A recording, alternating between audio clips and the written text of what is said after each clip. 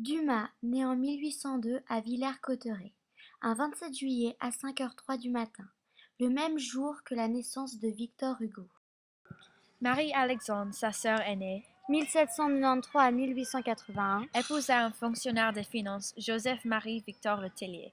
Le 26 février 1806, son père, un général d'Empire, meurt. Depuis ce jour, la mère de Dumas tombait dans un deuil. Son grand-père, Claude Labounay, était un marquis. Dumas est élevé à l'école. Dès ses 20 ans, le général Foy remarque son écriture et le fait embaucher dans les bureaux du duc d'Orléans.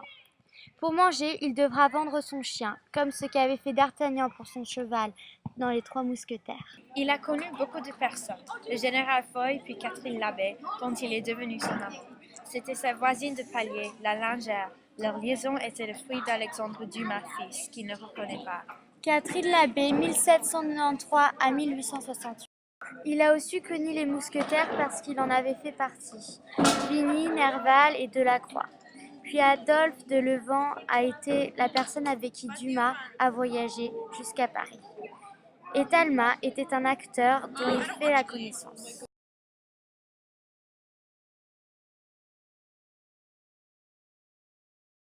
En 1806, son père meurt, puis c'est à tour de son grand-père qui décède 2 ans plus tard.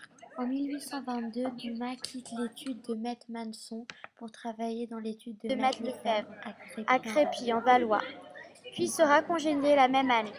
Et c'est là qu'en novembre 1822, il se rend pour la première fois à Paris en compagnie d'Adolphe Levant.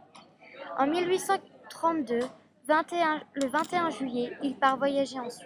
On a reproché à Alexandre Dumas d'écrire trop vite et de rechercher trop passionnément le succès, ce qui étaient les défauts de ses qualités.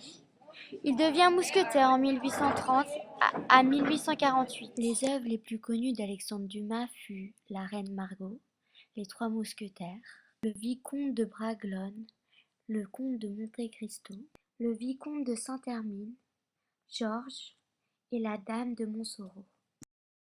Alexandre Dumas nous a quittés le 5 décembre 1870 à Puy, près de Dieppe, à l'âge de 68 ans.